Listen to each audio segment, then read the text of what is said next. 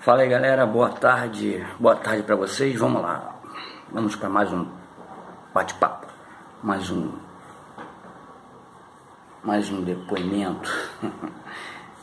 Vamos lá, gente. Em primeiro lugar, triste, né? Porque vamos falar de futebol. Triste pelo Cruzeiro, né? Que caiu, mais um time grande, mais um gigante do futebol caindo. Mas vida que segue, infelizmente a má administração dá isso. Eu, como vascaíno, não sei o que é isso. Posso falar de carteirinha, porque meu time já caiu 3 vezes. Ontem a torcida do Vasco deu um show, mais uma vez dando um show lá no Maracanã, que encheu, lotou lá o Maracanã. E mais uma vez o time deixando a desejar, mas como eu sempre falo, esse time atual do Vasco aí é um time fraco, ruim, certo? Um time sem pretensão nenhuma. Vamos ver o que vai acontecer agora em 2020, né? Porque depois desse mar de torcedor aí que entraram pro Vasco aí, né? Sócio torcedor, vamos ver o que vai dar. Mas para começar, tem que ter jogador, certo? Ok? Bem, vamos lá, outra coisa que eu quero falar agora, mudando agora de um polo para o outro, vamos falar sobre política. Vamos lá. Aqui, ó, mandaram para mim que o Deltan Dallagnol move ação contra Gilmar Mendes por danos morais. Vamos lá, vamos ver qual foram os danos morais que ele está falando aqui. Bem lá, o Gilmar Mendes se manifesta na sessão do julgamento. Durante uma sessão de julgamento, né, no Supremo, o Gilmar Mendes ele chamou os integrantes da força-tarefa de cretinos, gentalhada, desqualificada, despreparada, covardes, gangster, organização criminosa, voluptuosos, voluntaristas, espúrios, patifaria e vendilhões do templo. Isso que é o Gilmar Mendes que chamou a força-tarefa. Então o Dallagnol tá entrando na justiça por danos morais. Mas vocês sabem, eu também não gosto nunca gostei desse Gilmar Mendes, é um canalha também, como essa. Agora, ele não falou mentira nenhuma. Ele não falou mentira. Apesar dele ser canalha, ele não falou mentira nenhuma. Que essa força-tarefa é uma organização criminosa. Está aprovado aí depois que o Intercept aí colocou aí os vazamentos, os áudios desses que no caso o Gilmar Mendes chama de organização criminosa, que eu, na minha opinião, tá? Não estou defendendo o Gilmar Mendes, que eu também acho ele outro canalha também, mas o que ele está falando não é mentira, tá ok? Então vamos lá, vamos falar agora de outra coisa. Vou ler uma carta de uma pessoa que não é qualquer uma pessoa, tá? Então vamos lá, professor Conrado, ele é um professor Conrado. Vou ler essa carta que ele mandou para o presidente, né? Que ele endereçou essa carta para o nosso queridíssimo presidente Bozo. Vamos lá, professor Conrado. Ele é professor de Direito Constitucional da USP e é doutor em Direito e Ciência Política. Então não é qualquer merda não, tá? É um cara que entende do que fala. Para vocês, de repente, alguns bolsominions aí depois falar alguma coisa. Vamos lá. Vou ler a carta para vocês. Muito prazer, presidente. Eu sou o fato. O julgamento da história é um prato que se come gelado. Tenhamos cuidado com as palavras, elas têm significado. Tenhamos cuidado com os fatos, eles têm peso. Palavras do nosso querido professor Conrado. Vamos lá. Os otários estão morrendo, presidente. Quando desligou pardais de estradas federais, porque motorista não é otário, não faz isso daí os fatos seguirem a ordem causal das coisas. Tivemos a primeira alta em acidentes graves desde 2011. Mesmo que a morte de otários não te comova, faltou observar que acidentes matam, não otários. Não só otários, como qualquer uma pessoa. Sabe quanto custa para o Estado? Você sabe quanto custa para o Estado cada morte?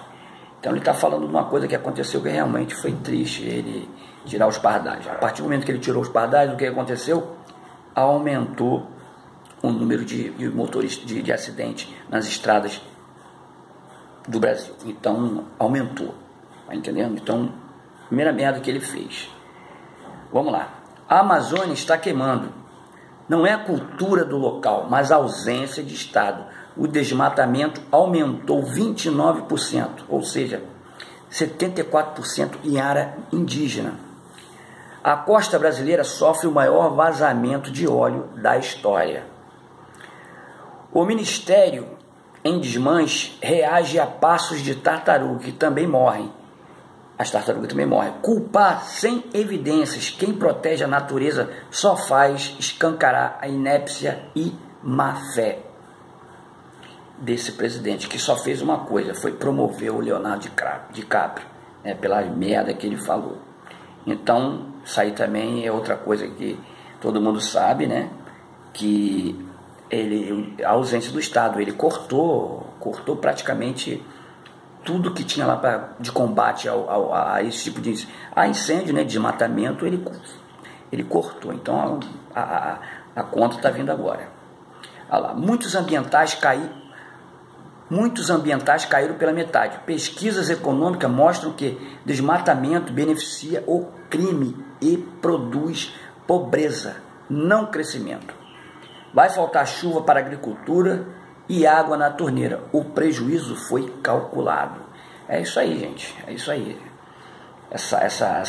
O que ele está falando aí, o que ele diz aí, esse professor, que pesquisas estão mostrando que realmente, se você desmatar, não vai ter crescimento econômico nenhum lá no local. Pelo contrário, vai ter um aumento de pobreza, porque pelo que eu entendi aqui, não vai ter agricultura, porque você desmata para pasto, não para plantar. Esses grileiros, esses latifundiários, né? Eles desmatam para plantar, ou então para vender as terras, entendeu? Para se apossar das terras e vender. Se chamam de grileiros. Então vamos lá, agora a outra. Donald Trump, ou Bolsonaro, não te quer presidente. Enquanto isso, o país engole a seco uma retaliação arbitrária no comércio internacional. Não te sobrou aliado. Não te sobrou aliado nenhum lá fora. E o Ernesto, nosso querido Ernesto, esse cônsul aí do Brasil aí, sugere alguma reação à altura. Mas que reação? Eu acabei de falar aqui, eu sempre falei isso aqui, eu já gravei um vídeo falando sobre isso aqui, que Bolsonaro, que americano, eu sempre falei isso, americano não gosta de brasileiro, gosta de inglês, não gosta de ninguém. Americano só pensa nele. Americano, como o Lula disse, americano pensa em primeiro lugar ele, segundo lugar ele, terceiro lugar ele, só pensa neles. Então, ele ficou lambendo bosta de americano pra quê? Olha aí a taxação aí que ele botou sobre o metal, a taxação. E dando uma desculpa, falando que o Brasil estava fazendo o dólar, fazendo o dólar crescer. Mentira. Fez isso porque, como eu já falei, só pensa neles. E foda-se o Brasil. Agora, babaca é o Bolsonaro e esses otários do Bolsonaro que acreditam que o americano gosta do brasileiro. Não gosta de ninguém. Entendeu? Vamos lá. Ritos democráticos estão se esfarelando, tal como planejado. Boa parte da equipe, da tua equipe, tem conhecimento diminuto de função que exerce, combinado com a negação dos fatos, paranoias conspiratórias e desprezo pela política pública que administra. É essa a ideia, realmente. Todos os ministros aí do Bolsonaro, eles têm uma negação aos fatos, eles se negam aos fatos.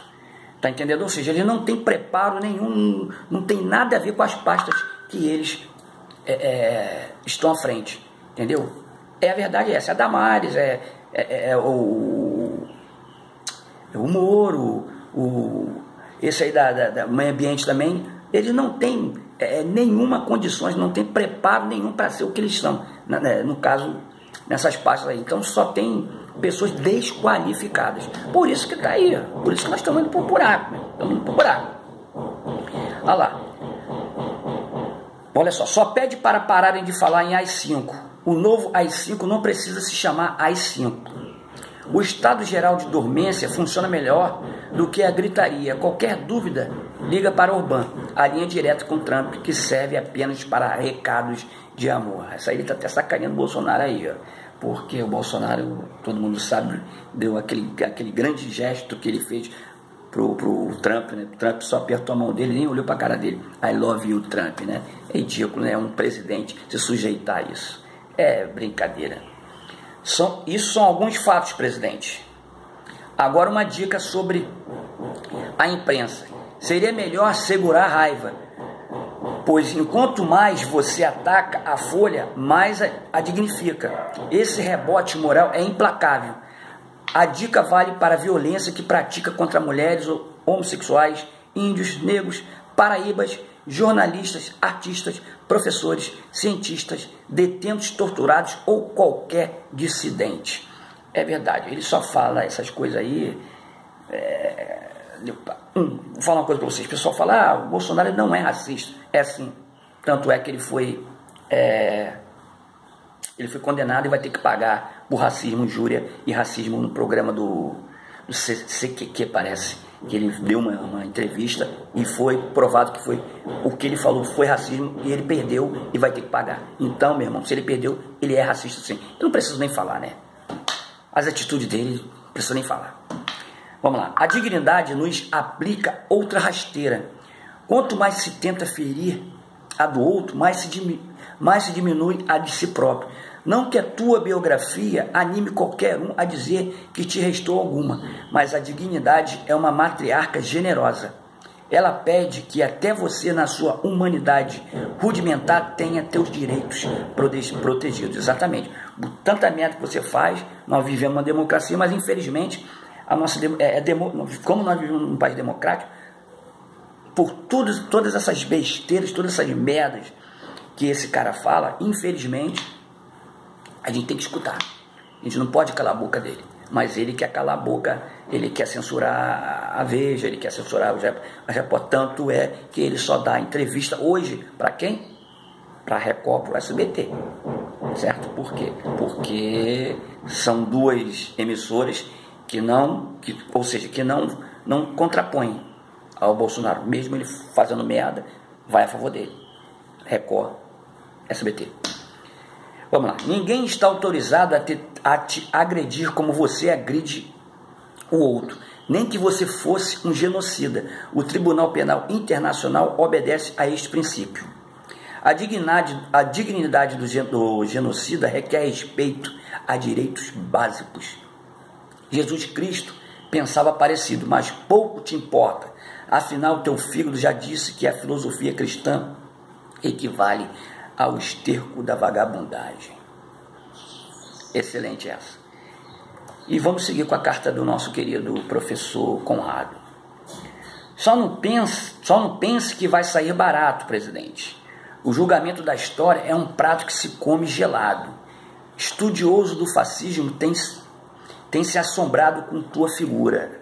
Tem um historiador aí, tal de Federico Fastenau, autor do livro Histórias das Mentiras Fascistas, detectou pensamento fascista em parcela significativa. Olha só, um historiador, o nome dele é Federico Fastenau, ele é um historiador. Ele tem um livro, o nome do livro é Histórias das Mentiras Fascistas. Ele detectou, nesse livro ele escreve, ele detectou pensamentos fascistas em parcela significativa dos teus militantes, ou seja, a maioria dos seus militantes, a maioria, são fascistas. Queira ou não queira, mas são fascistas. E esse professor explica que fascismo age desde baixo, mas é legítimo desde cima. É isso aí. Muito bem colocado esse texto aí, nesse texto aí.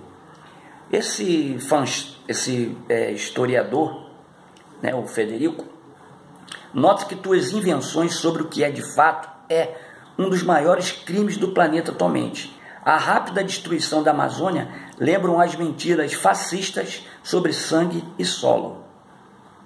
Vamos lá. Ele conclui que teu estilo e substância impregnados de violência política, chauvinismo nacional e glorificação pessoal têm características fascistas essenciais. Deveria custar caro na justiça brasileira também, mas improvável, carente de dignidade própria, a magistocracia segue fiel a teu projeto. Basta manter magistocratas de barriga cheia e neutralizar juízes independentes. Neste resiste a esperança constitucionalista. A justiça penal internacional pode sair melhor. É o que o Bolsonaro está sendo denunciado lá, na Justiça Penal Internacional. Vamos lá. Avisa teus ministros e colaboradores. Lembra o Moro que as escusas perderam o charme. Alerta os seus experts do Ministério Técnico, cujo chefe cogita o AI-5, medida econômica que ninguém está imune nessa cadeia de responsabilidade. E conta para a tua família, a de sangue, lá do Vivendas da Barra, não sairá barato para ninguém. A verdade vai vir à tona. Bem, gente, isso aí foi uma carta aí como eu falei, do professor Conrado, não é qualquer um. Ele é professor de Direito Constitucional da USP e Direito de Ciências Políticas. Então ele mandou essa carta para mim, mas na verdade é uma carta texto para a gente ler, e ele pede para a gente ler para as pessoas. Então eu estou lendo, e excelente carta sobre o que nós estamos vivendo e o que esse presidente nosso está fazendo. Então, gente, outra coisa que eu falo para vocês, um dos principais pilares da nossa democracia, para nós continuarmos sendo democráticos, são a cultura, a educação e a segurança. Então você vê o que o Bolsonaro faz. Vamos lá, analisa comigo. Cultura, o que ele faz? Ele está querendo acabar com a cultura. Filme, músicos, acabando aí com várias coisas da cultura, acabar com a cultura. Por quê? Um país sem cultura é um país sem identidade. Isso é uma das coisas que o fascismo faz. 2, educação. Outra coisa que o fascismo ataca é a educação. Por quê? Eles falam em doutrinação da esquerda, mas na verdade quem quer doutrinar é eles. Tá me entendendo? Quem quer fazer doutrinação são eles, os fascistas. E a segurança pública. Por que a segurança pública? Por quê? Nós estamos aqui para ser defendidos nós queremos segurança. Mas a partir do momento que ele fala que se tiver manifestações contra o governo, a segurança vai agir de acordo com como eles querem. Tá me entendendo? Então isso aí você vê a tendência do fascismo, a entrada do fascismo no Brasil, na minha opinião, é isso aí. E a gente não pode deixar isso acontecer.